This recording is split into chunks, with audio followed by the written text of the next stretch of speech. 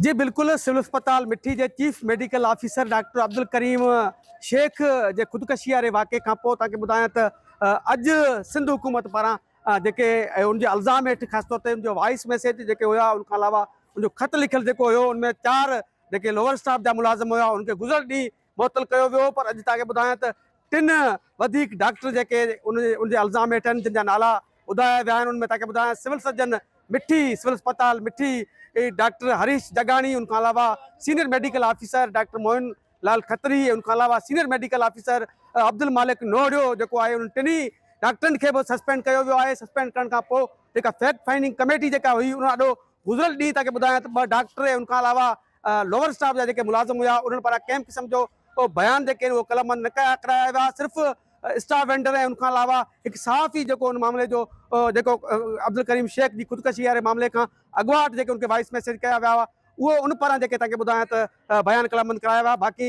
बयान कलमबंद न कराया विया। तंहिं करे हाणे तव्हांखे ॿुधायां त 7 ई जेके इल्ज़ाम हेठि आयल जेके लोअर स्टाफ ऐं उनखां अलावा डॉक्टर ऐं सिविल सर्जन सिविल अस्पताल मिठी जेको आहे, उन्हनि समूरनि खे सिंध हुकूमत पारां मुअतल कयो वियो आहे। पर तव्हांखे ॿुधायां त अञा ताईं मामिलो जेको आहे उहो मुंझल आहे। मामले खे पुलिस कंहिं क़िस्म जी उनजी मामले में अॻुभराई न कई आहे। पुलिस को बि अञा ताईं केस दाख़िल न करे सघी आहे, छाकाणि ख़ुदकशी जेकॾहिं थी आहे त ख़ुदकशी जो को केस दाख़िल कजे, या वरी जेके इल्ज़ाम हेठि माण्हू आयल आहिनि, जेके इल्ज़ाम हेठि आयल अस्पताल जो अमलो डॉक्टर वग़ैरह जेके आहिनि, उन्हनि जे मथां कंहिं क़िस्म जी का कार्रवाई या थिए या का गिरफ़्तारी अमल में अची सघे, उहा न अची सघी आहे। पर तव्हांखे ॿुधायां सिंध हुकूमत हाणे 3 सिविल अस्पताल मिठी जे सिविल सर्जन सूधो 3 जेके डॉक्टर आहिनि, सीनियर डॉक्टर, उन 3 डॉक्टरनि खे जेको आहे उहो मुअतल कयो वियो आहे। ऐं गुज़िरियल ॾींहुं 4 वधीक मुलाज़िम जेके हुआ उन्हनि खे गुज़िरियल ॾींहुं मुअतल कयो वियो। जी।